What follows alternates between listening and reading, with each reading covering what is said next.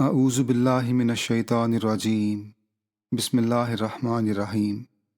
सामीन कराम, इब्तदाए इंसानियत से लेकर अब तक की तारीख़ हमें यही बताती है कि खुदाई जमातों को बहुत से इब्तलाओं और आजमाइशों से गुज़रना पड़ता है। मुआशरे के मुख्तलिफ़ गिरोह आपस के इख्तलाफ भुलाकर उस जमात पर हमला आवर होते हैं और उसे मिटाने की कोशिश करते हैं। इन बैरूनी हमला आवरों के अलावा बहुत से अंदरूनी फितने खड़े होकर इलाही जमात को नाबूद करने और नुकसान पहुंचाने की कोशिश करते हैं, और ये तमाम हमले और फितने इस्लाह के नाम पर बर्पा किए जा रहे होते हैं, और ये सब इस आयत करीमा के मुताबिक ये दावा पेश कर रहे होते हैं, वइज़ा कीला लहुम ला तुफसिदू फिल अर्ज़ी क़ालू इन्नमा नहनु मुस्लिहून। यानी, और जब उन्हें कहा जाता है ज़मीन में फ़साद ना करो, तो वो कहते हैं कि हम तो महज इस्लाह करने वाले हैं। बाकी तमाम इलाही जमातों की तरह अपनी 100 साल से ज़ायद तारीख़ में जमात अहमदिया को भी बार बार बैरूनी हमलों और अंदरूनी फितनों का मुकाबला करना पड़ा है। इस मज़मून में आज से 90 साल कबल बर्पा होने वाले एक अंदरूनी फितने का तारीख़ी जायज़ा लिया जाएगा कि किस तरह ये फितना शुरू किया गया और किस तरह दुश्मनों की मदद से इसे परवान चढ़ाया गया, और किस तरह खलीफा वक्त की क़ियादत में जमात ने इसका मुकाबला किया, और किस तरह जमात अहमदिया के मुखालिफिन ने इन फितना पुरदाज़ों को इस्तेमाल करके एक तरफ कर दिया। ये वाक़यात जमात की तारीख़ का एक अहम हिस्सा हैं। सामीन कराम, ये तहरीर मोहतरम अबू नाइल साहिब की है और आप डॉक्टर शकील अहमद शाहिद की आवाज़ में इसे समाअत फरमा रहे हैं। इस फितने के बानी का नाम मिस्त्री फ़ज़ल करीम था। ये शख्स और उसका बेटा अब्दुल करीम इस फितने को शुरू करने का बाइस बने, और जमात अहमदिया के दुश्मनों ने कुछ साल दिल खोल कर इनकी माली और अमली मदद की, और हाहाकार मचाकर इन लोगों को तवज्जो का मरकज़ बनाया गया। और फिर जैसा कि ऐसी सूरत हाल में होता है, जमात अहमदिया के मुखालिफ गिरोह ने इस फितना के बानियों को इस्तेमाल करके इनको छोड़ दिया, और इस साजिश ने एक बैरूनी हमले का रंग इख्तियार कर लिया। इस फितने का बानी फ़ज़ल करीम एक लोहार था। इस शख्स की बीवी फोत हो चुकी थी और 3 छोटे छोटे बच्चे थे। ये शख्स नहायत खस्ता हाली में नकल मकानी करके जालंधर से कादियान आया, और कुछ महीने इसकी रहाइश भी जमात के मेहमान खाने में रही, और फिर एक दुकान किराए पर लेकर मट्टी के तेल के कनस्तरों और तालों की मुरम्मत का काम शुरू कर दिया, और इसके 3 बच्चे जमात के तालीमी इदारों में तालीम पाने लगे, और बड़े बेटे ने मौलवी फ़ाज़ल भी कर लिया। उस दौर में मौलवी फ़ाज़ल होना एक हैसियत रखता था। शुरू में किराए के घर में क़याम था, फिर इसे अपने मकान की तामीर के लिए हज़रत मिर्ज़ा बशीर अहमद साहिब रज़ी अल्लाह ताला अन्हो ने अपनी ज़मीन मुफ्त में दी। इसके कारोबार ने तरक्की की, और इस शख्स ने सेवियाँ बनाने की मशीन बनाकर इसकी फ़रोख्त शुरू की, और एक चक्की ख़रीद कर इसका कारोबार शुरू किया। कारोबार की मज़ीद तरक्की के लिए इसे कर्ज़ा और माली मदद की ज़रूरत पड़ी, और यही कर्ज़ा इसके लिए आजमाइश और फितने का बाइस बन गया। बसा औक़ात फितना शुरू करने का बाइस ऐसा शख्स बन रहा होता है जिस पर हर तरह के एहसानात किए गए हों। ये शख्स फ़ज़ल करीम कसम पुरसी की हालत में कादियान आया, और फिर मेहमान खाने में क़याम से लेकर मकान के लिए मुफ्त ज़मीन देने तक हर तरह के एहसानात इस पर किए गए, और जमात की बरकत से यह शख्स खातिरख़्वाह कारोबार का मालिक बन गया। फिर इस शख्स ने तमाम एहसानात फरामोश करके ये फितना शुरू कर दिया। माहरीन नफ्सियात कहते हैं कि कई अशख़ास किसी का एहसान उठाने के बाद शुक्रगुज़ार होने के बजाय मज़ीद मराआत और तवज्जो का तकाज़ा करते हैं, और ये अमल बढ़ता जाता है, और जब उनका कोई मुतालबा पूरा ना हो तो ये समझते हैं कि उन्हें उनके हक़ से महरूम कर दिया गया है। और मोहसन कुशी के मर्ज़ के अलावा ऐसे लोग हमेशा ख़ुद भी अफसरदगी और परेशानी का शिकार रहते हैं, और दूसरे नफ्सियाती अमराज में मुब्तला होते जाते हैं। अब ये जायज़ा लेते हैं کہ بظاہر مستری فضل کریم اور عبد الکریم کا ٹھوکر کھانے کا عمل کس طرح شروع ہوا۔ فتنوں کی تاریخ کا مطالعہ یہی بتاتا ہے کہ فتنہ کھڑا کرنے والے بالعموم کسی نظریاتی بات پر ٹھوکر نہیں کھاتے، بلکہ یہ عمل بہت معمولی ذاتی باتوں پر رنجش سے شروع ہوتا ہے۔ مستری فضل کریم نے اپنے کاروبار کی وسعت کے لیے ایک سٹور قرض لیا اور یہ قرض واپس ادا نہیں کیا۔ دفتر امور عامہ میں فریقین کا تصفیہ کیا گیا اور فریقین کی رضامندی اور دستخطوں سے فیصلہ کیا گیا، لیکن اس نے پھر بھی ماہوار اقساط ادا نہیں کی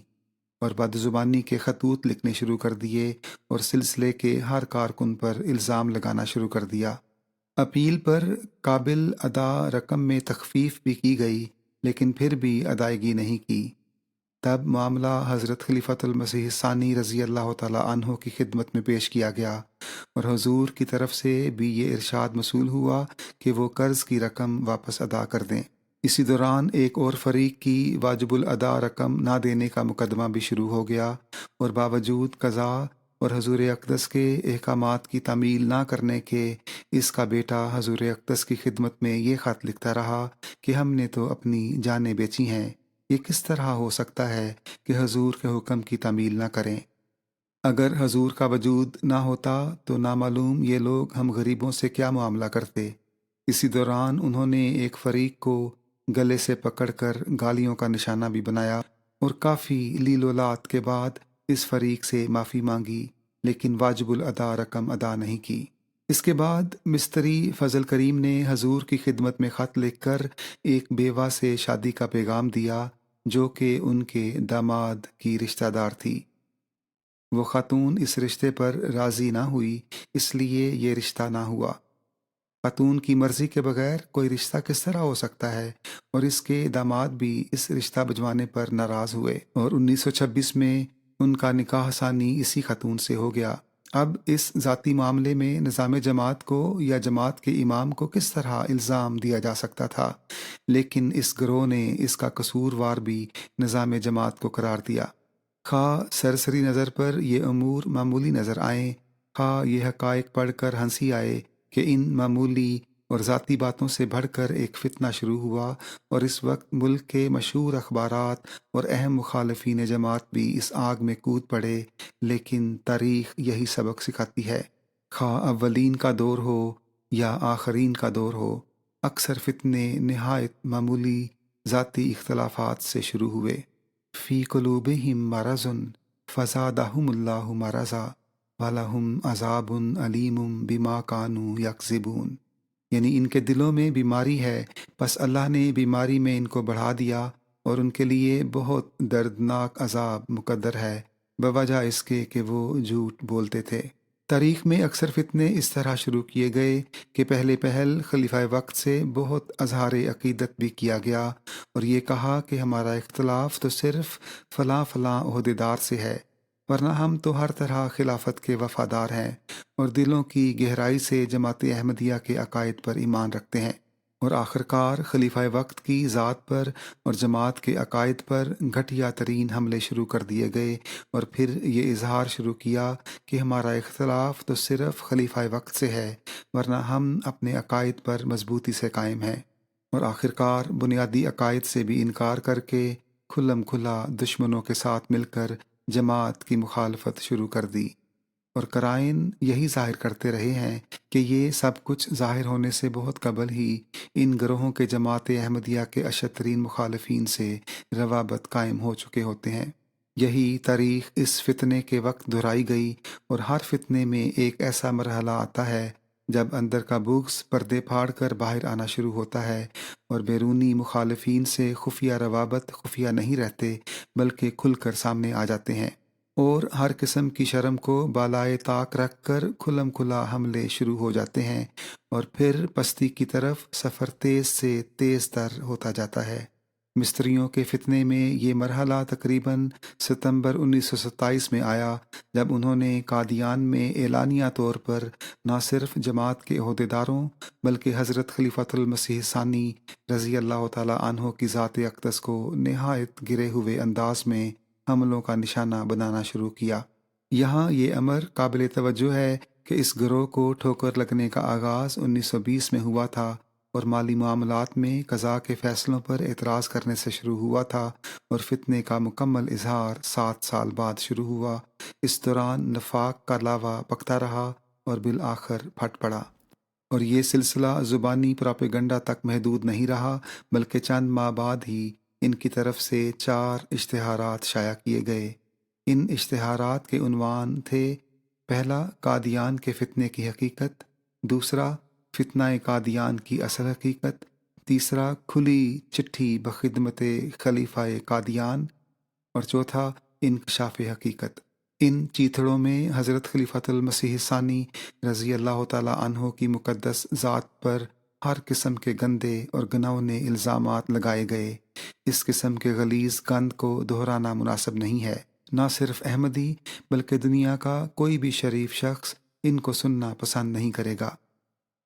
دنیا کے کسی عام شخص پر بھی کوئی الزام لگایا جائے تو اس کا ثبوت دینا اس شخص کا کام ہوتا ہے جو الزام لگا رہا ہو۔ دنیا کا مسلمہ قاعدہ یہ ہے کہ ہر شخص کو معصوم سمجھا جاتا ہے جب تک کہ اس پر کوئی الزام ثابت نہ ہو جائے، لیکن فتنہ پروروں کی دنیا الٹی ہوتی ہے۔ دنیا کے ہر فتنہ پرور کی یہی عادت ہوتی ہے کہ وہ یہ سمجھتا ہے کہ مجھے اس بات کا اختیار ہے کہ میں جب چاہے کسی مقدس ترین اور معزز ترین ہستی پر جب جی چاہے بے بنیاد الزام لگا دوں، اور میں اس قاعدے سے مستثنیٰ ہوں کہ کوئی ثبوت مہیا کروں، بلکہ یہ میرا حق ہے کہ دوسروں سے اپنی پسند کے اوٹ پٹانگ مطالبات منوانے پر اصرار کروں، بجائے اس کے کہ یہ فتنہ پرور اپنی گندہ دہنی پر کوئی شرمندگی محسوس کرتے۔ انہوں نے ایک بے سروپا مطالبہ پیش کر دیا۔ اپنے ایک اشتہار میں انہوں نے حضرت مسلم موعود رضی اللہ تعالیٰ عنہ کو مخاطب کر کے لکھا: آخری اور کھلی راہ مباہلے کی ہے جو آپ کو اختیار کرنی چاہیے، اور آپ تمام لوگوں سے جو الزامات پر یقین کامل رکھتے ہیں مباہلہ کریں، تاکہ ایسے تمام لوگ جو آپ کے نزدیک بے جا الزامات لگاتے ہیں نیست و نابود ہو جائیں۔ اگر اس کا جواب نہ دیا جائے گا تو یہ ثابت ہو جائے گا کہ تمام اعتراضات بالکل سچے ہیں اور آپ قاصر ہیں کہ ان کا جواب دے سکیں۔ سامعین کرام، اگر کسی عام شخص پر بھی کوئی عام الزام یا اخلاقی الزام لگایا جائے تو الزام لگانے والے کا فرض ہے کہ وہ اس کا کوئی معقول ثبوت لے کر آئے۔ جب تک کوئی معقول ثبوت سامنے نہ لایا جائے جس پر الزام لگایا گیا، اس کو مجبور نہیں کیا جا سکتا کہ وہ الزام لگانے والے کے سامنے اپنی صفائیاں پیش کرے۔ کجا یہ کہ اس قسم کے بے بنیاد الزامات لگا کر یہ فرمائش کی جائے کہ اب تم پر فرض ہے کہ مباہلہ کرو ورنہ ہم تمہیں مجرم سمجھیں گے۔ دنیا میں کہیں بھی اسے معقول رویہ قرار نہیں دیا جا سکتا۔ بہرحال فتنہ پروروں کو اپنی اس نام نہاد چال پر اتنا گمنڈ تھا کہ جب انہوں نے قادیان سے ایک چیتھڑا شائع کرنا شروع کیا تو اس کا نام مباہلہ رکھا۔ اس رسالے کا پہلا شمارہ 1 دسمبر 1928 میں قادیان سے شائع ہوا۔ اس کے سر ورق پر یہ درج تھا کہ یہ رسالہ مجلس داعیان مباہلہ کی پیداوار ہے، اور اس کو نکالنے والے کا نام عبد الکریم تھا جو کہ فضل کریم کا بیٹا تھا۔ اس پہلے شمارے سے ہی ظاہر تھا کہ یہ رسالہ جماعت احمدیہ میں پھوٹ ڈالنے کے لیے شروع کیا گیا ہے۔ یہ اعلان شائع کیا گیا کہ یہ رسالہ احمدیوں میں مفت بھی تقسیم کیا جائے گا، اور یہ اعلان شائع کیا گیا کہ جو احمدی جماعت کے موجودہ نظام سے بیزار ہوں لیکن اپنی مجبوریوں کی وجہ سے اس کا اعلان نہیں کر سکتے، وہ خاص طور پر اس رسالے کی مدد کریں۔ اس رسالے میں مقدس ترین شخصیات، ان کی بیویوں اور بچوں کے علاوہ جماعت احمدیہ کی نمایاں شخصیات پر ہر طرح کا کیچڑ اچھالا گیا، خواہ مالی الزامات ہوں، خواہ جبر و استبداد کے الزامات ہوں، خواہ اخلاقی الزامات ہوں۔ ہر قسم کے الزامات سے اس رسالے کے صفحات سیاہ کیے گئے۔ نہ صرف یہ کہ اس قسم کی تحریریں شائع کی گئیں، بلکہ ایسی کہانیاں گھڑ کر جن میں جماعت احمدیہ کے بزرگوں کا فحش انداز میں مذاق اڑایا گیا تھا، اس رسالے میں شائع کیا گیا۔ قادیان کے ماحول پر کیچڑ اچھالا گیا اور یہ دعویٰ کیا گیا کہ ہم اس مقدس بستی کے نہاں در نہاں حالات بے نقاب کریں گے۔ جماعتی خبریں اور قادیان کی خبریں مزاحیہ انداز میں شائع کی جاتی تھیں۔ ان کا مقصد جماعت کی تبلیغی سرگرمیوں اور کاوشوں کا مذاق اڑانا تھا۔ فتنہ پروروں کا ایک خاص طریق یہ ہوتا ہے کہ ان کا اپنا نظریہ کوئی نہیں ہوتا، وہ صرف الہی جماعت کو نقصان پہنچانا چاہتے ہیں اور اس کے لیے ہر حربہ استعمال کرتے ہیں۔ اس غرض کے لیے وہ مختلف قسم کے لوگوں کو خوش کرنے اور ان کے جذبات ابھارنے کی کوشش کرتے ہیں، اور آخر میں ان کی تحریریں اور بیانات مجموعہ تضادات نظر آتے ہیں، جیسا کہ اللہ تعالیٰ فرماتا ہے وَمَثَلُ كَلِمَةٍ خَبِيثَةٍ كَشَجَرَةٍ خَبِيثَةٍ اجْتُثَّتْ مِنْ فَوْقِ الْأَرْضِ مَا لَهَا مِنْ قَرَارٍ۔ اور ناپاک کلمے کی مثال ناپاک درخت کی سی ہے جو زمین پر سے اکھاڑ دیا گیا ہو، اس کے لیے کسی ایک مقام پر قرار مقدر نہ ہو۔ ان لوگوں نے پروپیگنڈا کا یہ طریقہ اختیار کیا کہ ایسے لمبے لمبے خطوط شروع کیے گئے کہ جو گمنام تھے، یعنی ان کے ساتھ نام نہیں شائع کیے جا رہے تھے، اور یہ ظاہر کیا جاتا تھا کہ خدا نخواستہ ان احمدیوں کے خطوط ہیں جو کہ ان منافقین کے ہم خیال ہیں، لیکن دباؤ کی وجہ سے سامنے نہیں آ رہے۔ اور لطف کی بات یہ ہے کہ ان سب کا انداز تحریر ایک جیسا ہوتا تھا۔ ان نام نہاد خطوط میں مختلف طریقوں سے مختلف ذہن کے لوگوں کے جذبات کو ابھارنے کی کوشش کی جاتی تھی۔ مثال کے طور پر 1 فروری 1929 کے شمارے میں اس رسالے میں ایک گمنام خط شائع ہوا جس کا عنوان تھا قادیان کی دفتری حکومت، جماعت قادیان اور اسلامی اخوت اور مساوات، اور مصنف کی جگہ صرف یہ لکھا تھا ایک احمدی سوشلسٹ مجاہد نمبر 25 کی قلم سے۔ اس میں تمسخر کے انداز میں یہ پروپیگنڈا کرنے کی کوشش کی گئی تھی کہ جماعت میں اخوت اور مساوات بالکل نہیں ہے اور غرباء پر ظلم ہو رہا ہے۔ کبھی ایک اور فرضی خط لکھا جاتا کہ قادیان میں نوجوانوں کی حالت نہایت خراب ہو چکی ہے، انہیں کسی قسم کی آزادی رائے حاصل نہیں ہے۔ اسی طرح یہ تاثر دینے کی کوشش کی جا رہی تھی کہ خدا نخواستہ جماعت کا ایک بڑا حصہ اب جماعت سے بغاوت کرنے کو تیار ہے۔ پھر اس کے برعکس اس بات پر بہت واویلا کیا جاتا تھا کہ احمدی تو خلیفہ وقت کی ہر بات تسلیم کر لیتے ہیں اور ان پر ہماری باتوں کا کوئی اثر ہی نہیں ہوتا، جیسا کہ رسالہ مباہلہ کے دوسرے شمارے میں جو کہ 1 جنوری 1929 کو شائع ہوا، جو اداریہ شائع کیا گیا، وہ ان الفاظ سے شروع ہوتا ہے خلیفہ قادیان کے اکثر مریدین کی عقیدت اس حد تک ترقی کر چکی ہے کہ ان کے لیے کوئی روشن سے روشن دلیل بھی اثر نہیں کر سکتی۔ خلافت مآب اگر یہ اعلان کر دیں کہ سچا اعتراضات کرنے والا بھی ہلاک ہوتا ہے تو اس کلیہ کو بھی بلا دلیل تسلیم کر لیا جائے گا۔ اگر جناب حضرت عمر پر آزادی سے سوال کر لینے والوں کو آج 1300 سال بعد منافق کا خطاب دے دیں تو بلا چون و چرا آمنا و صدقنا کی صدا بلند کر دی جائے گی۔ کبھی یہ پروپیگنڈا کیا جاتا تھا کہ قادیان میں خواتین پر بہت ظلم ہو رہا ہے، اور اگر قادیان میں عورتوں کے لیے لائبریری قائم کی جاتی تو یہ مسخرہ پن کیا جاتا کہ کیا اس میں فحش ناول رکھے جائیں گے۔ کبھی یہ ماتم کیا جاتا کہ جماعت احمدیہ نے قادیان میں اپنی متوازی حکومت قائم کی ہوئی ہے اور وہاں پر برطانوی حکومت کا تسلط نہیں ہے، اور کچھ ہفتوں بعد یہ رونا رویا جاتا کہ جماعت اس طبقہ کے خلاف ہے جو کہ برطانوی تسلط سے آزادی حاصل کرنا چاہتا ہے، اور پھر یہ اعلان کرتے کہ جماعت احمدیہ تو برطانوی حکومت کے لیے خطرہ ہے۔ ایک طرف اس بات پر اعتراض تھا کہ قادیان میں خلیفہ قادیان کی حکومت ہے اور ان کی مرضی کے بغیر کوئی وہاں پر بھی نہیں مار سکتا، کسی قسم کی مذہبی آزادی نہیں ہے، اور کچھ عرصہ بعد اس بات پر تمسخر کیا جا رہا تھا کہ قادیان میں مقیم اچھوت کہلانے والے لوگوں میں سے کچھ کو پادریوں نے مسیحی بنا لیا ہے۔ قادیانی امریکہ اور برطانیہ جا کر مسیحی افراد کو قادیانی بنا رہے ہیں، پہلے اپنے قصبہ کی تو خبر لیں۔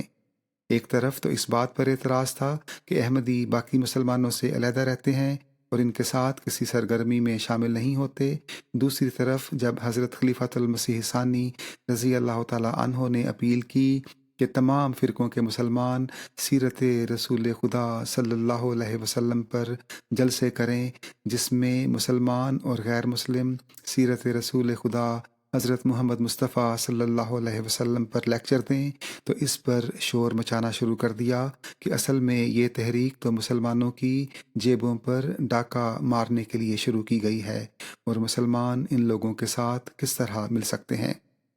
اس رسالے کے پہلے شمارے سے ہی یہ واضح ہو گیا تھا کہ یہ کارروائی جماعت احمدیہ کے اشد مخالفین کی مدد سے کی جا رہی ہے۔ یہ تو سب جانتے ہیں کہ ظفر علی خان صاحب تمام عمر جماعت احمدیہ کے اشد ترین مخالف رہے تھے، اور ان کا اخبار زمیندار پوری گندہ دہنی کے ساتھ جماعت احمدیہ کی مخالفت کے لیے وقف تھا۔ رسالہ مباہلہ کے پہلے شمارے میں ظفر علی خان صاحب اور زمیندار کے ایڈیٹر قاضی احسان اللہ صاحب کے تعاون پر خاص طور پر شکریہ ادا کیا گیا تھا۔ کچھ عرصے بعد بڑے فخر سے یہ اعلانات کیے جا رہے تھے کہ ہم نے مباہلہ کے چیلنج سے احمدیوں کو اتنا خوف زدہ کر دیا ہے کہ اب احمدی کبھی مباہلے کا نام تک نہیں لیں گے، جس طرح مباہلہ کی جولائی 1929 کی اشاعت میں یہ تعلیق کی گئی۔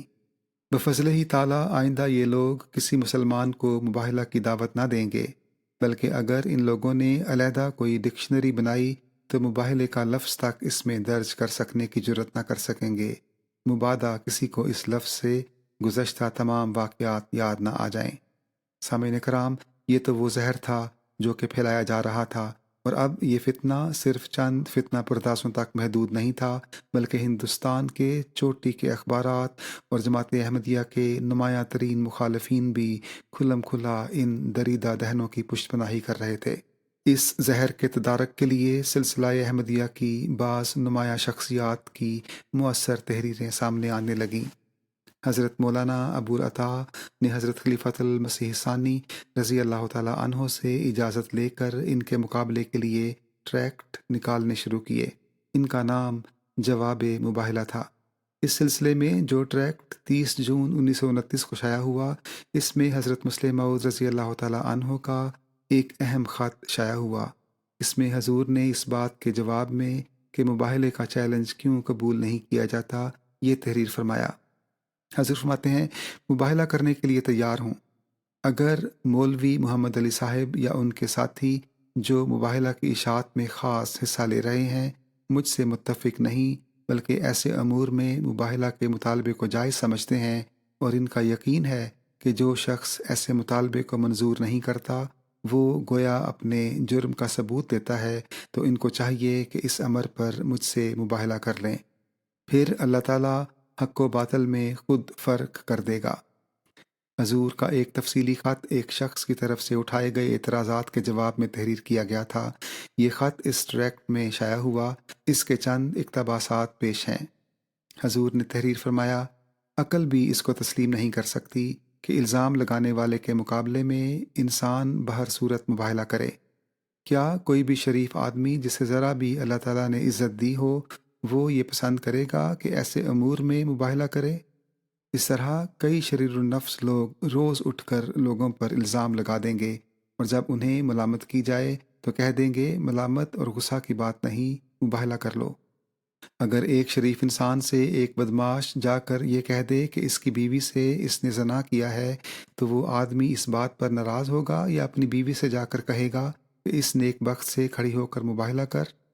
سامعین کرام، جب اس رسالے کی بد زبانی کو حد سے بڑے ہوئے ایک عرصہ گزر گیا اور اب صاف نظر آ رہا تھا کہ اس سے امن کو خطرہ ہے، تو ڈپٹی کمشنر گرداسپور نے دفعہ 144 کے تحت اس رسالے کو حضرت خلیفۃ المسیح ثانی رضی اللہ تعالیٰ عنہ پر گندے اور بے بنیاد الزامات لگانے سے روک دیا۔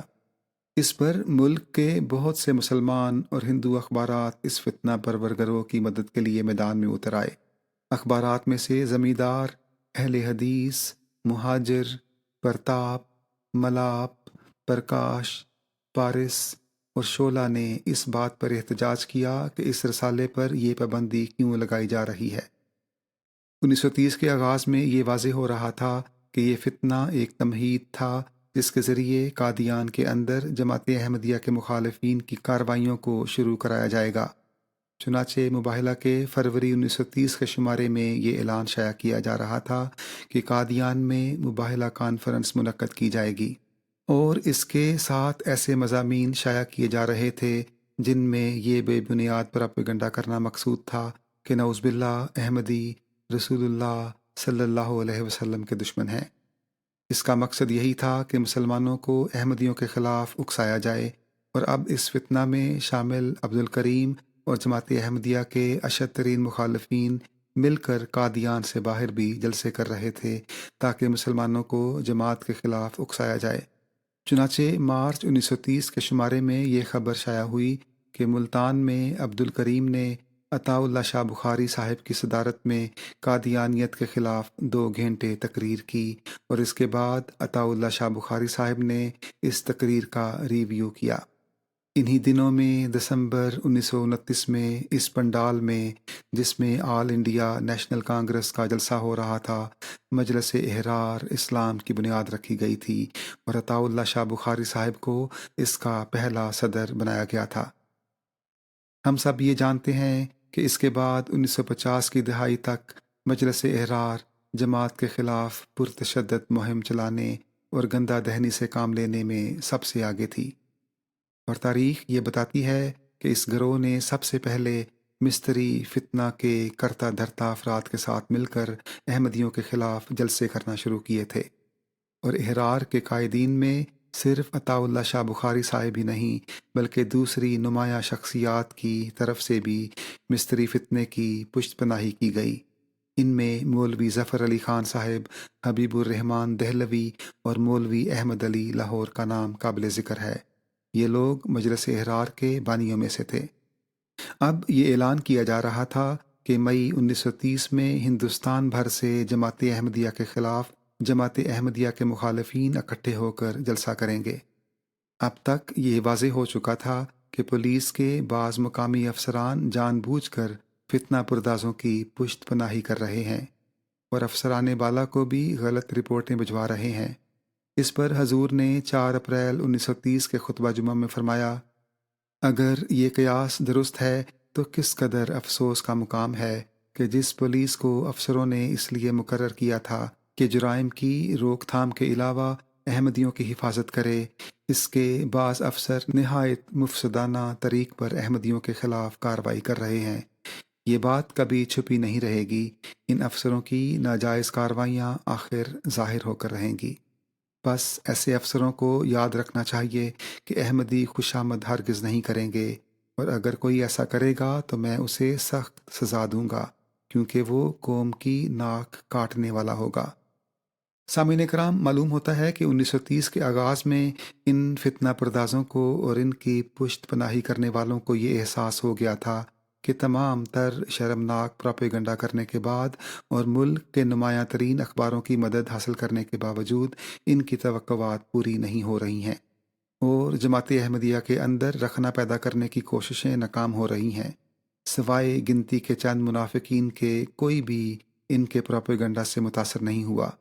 اس لیے انہوں نے ایک اور چال چلی تاکہ جماعت احمدیہ کو بیرونی حملے کا نشانہ بنایا جائے۔ اپریل 1930 کے شروع میں مستریوں نے شور مچانا شروع کیا کہ احمدیوں نے ظلم کی انتہا کر دی اور ہمارے گھر کو آگ لگا دی گئی ہے اور ہمارا سامان جلا دیا گیا۔ جب پولیس ان کے گھر پہنچی اور تلاشی لی گئی تو علم ہوا کہ گھر کا تمام سامان اور ان کے رسالے کے دفتر کا تمام سامان محفوظ تھا،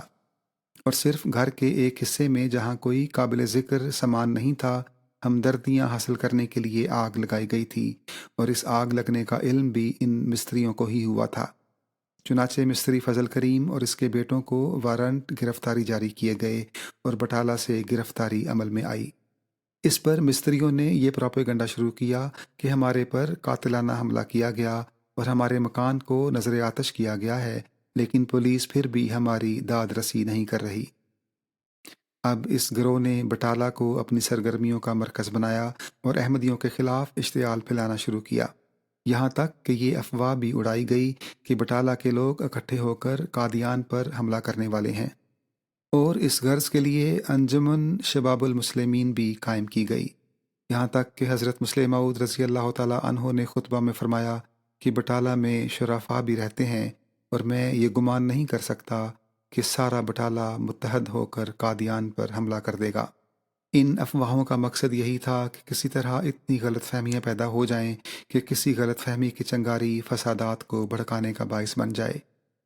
اب جب کہ یہ واضح ہو چکا تھا کہ اس قسم کے خبیثانہ الزامات لگا کر احمدیوں کو مشتعل کیا جا رہا ہے تاکہ کسی طرح امن و امان کا مسئلہ پیدا ہو، کیونکہ اگر کسی صوبے میں لاکھوں احمدی موجود ہیں اور دن رات اس طریق پر ان کو مسلسل مشتعل کرنے کی کوشش کی جاتی ہے تو اس بات کا خدشہ موجود ہوتا ہے کہ کہیں پر حالات قابو سے باہر ہو جائیں اور بات تصادم تک پہنچے۔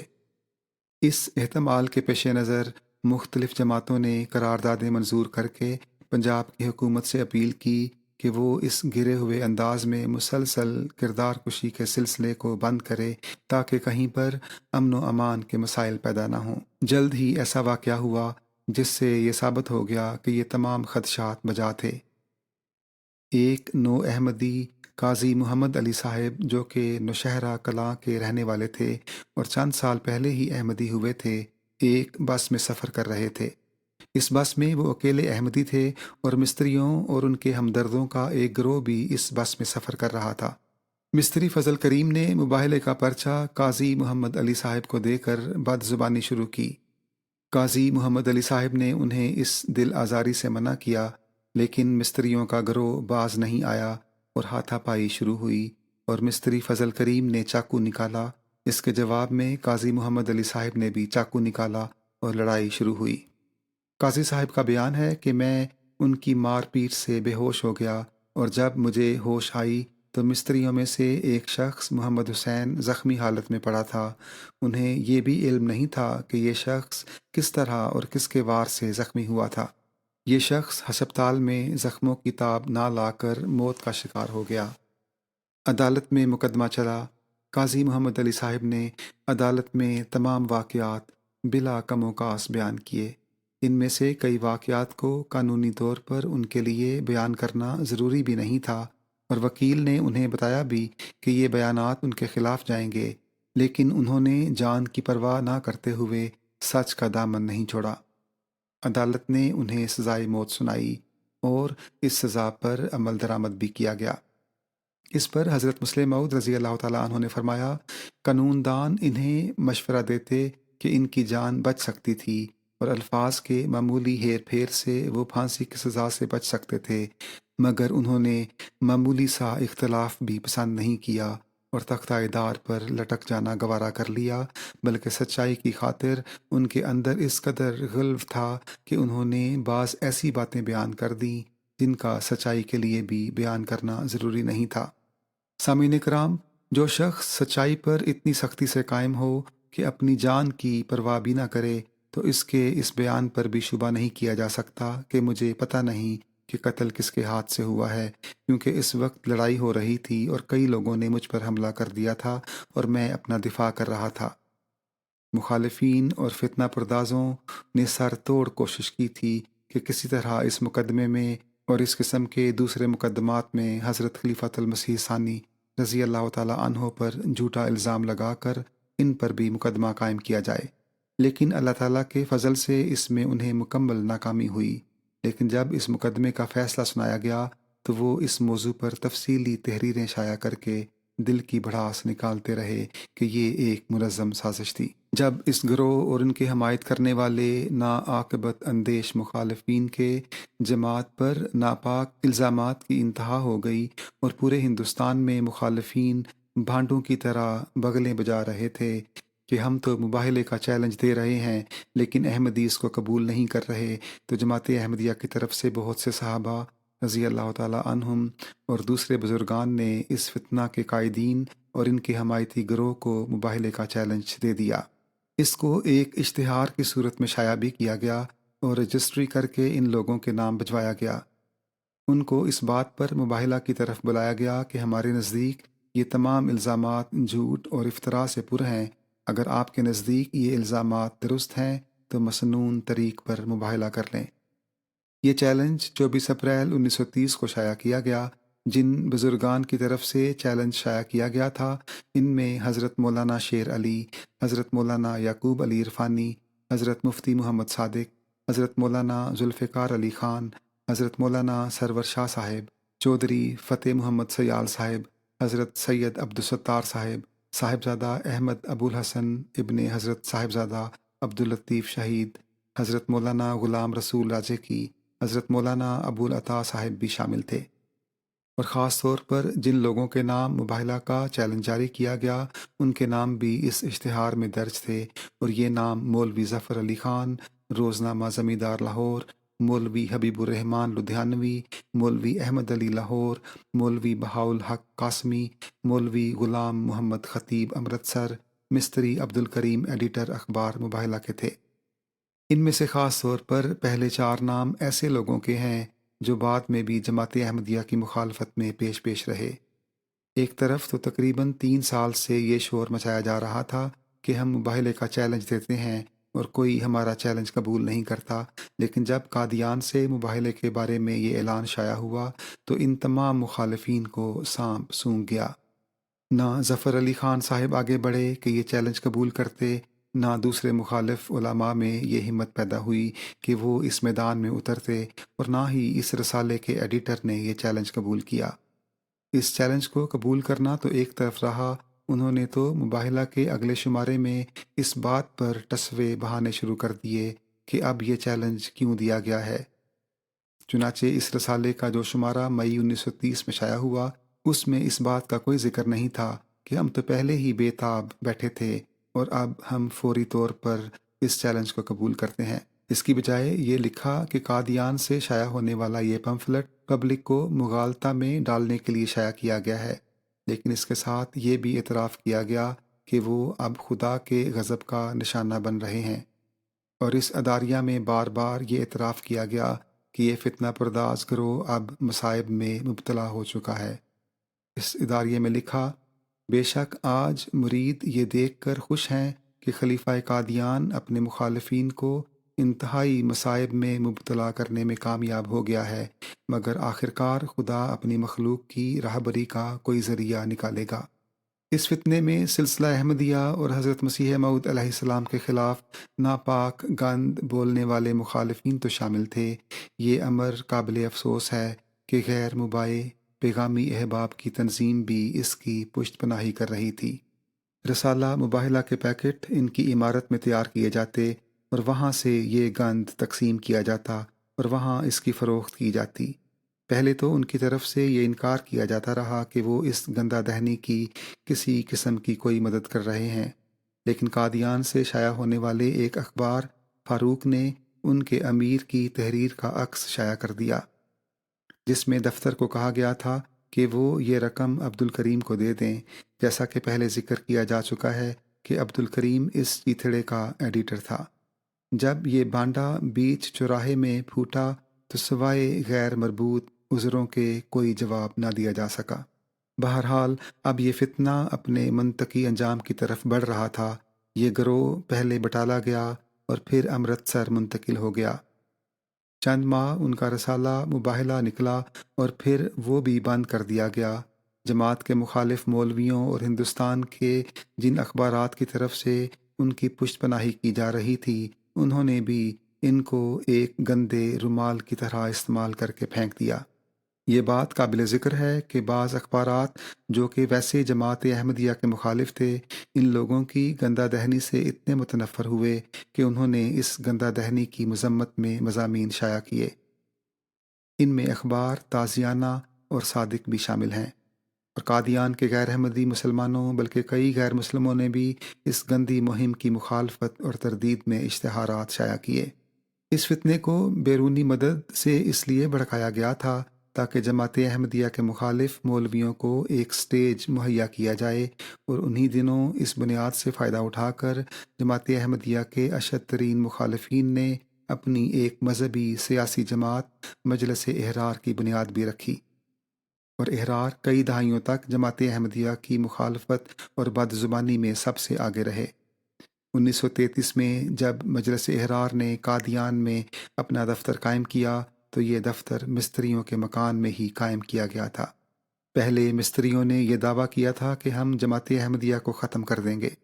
مستریوں کو استعمال کرنے کے بعد اب مجلس احرار اس متکبرانہ دعوے کے ساتھ اٹھی کہ اب ہم اس جماعت کو نیست و نابود کر دیں گے، اور اس وقت پنجاب کی حکومت نے ان کی بھرپور حوصلہ افزائی کی۔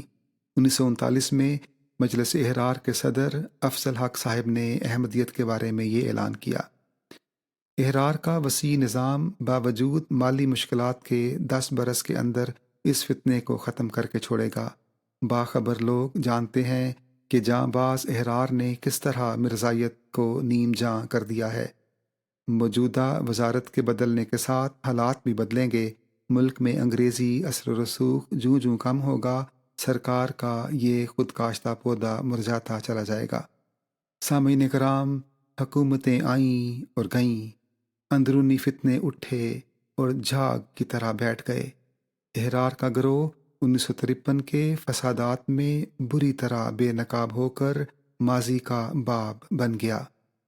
لیکن اللہ تعالیٰ کے فضل سے احمدیت ایک کے بعد دوسری کامیابی حاصل کرتی ہوئی آگے بڑھتی رہی۔ اس قسم کے دعووں کا انجام ہی ایک بہت بڑی پہلی شہادت ہے کہ اللہ تعالیٰ کی مدد اور نصرت کس کے ساتھ ہے۔ ایک مرحلہ پر اس گروہ کو ہندوستان کے بہت سے با اثر لوگوں کی حمایت حاصل رہی، لیکن اللہ تعالیٰ کی مدد کے سامنے کسی گروہ کی طاقت کام نہیں کر سکتی، اور ان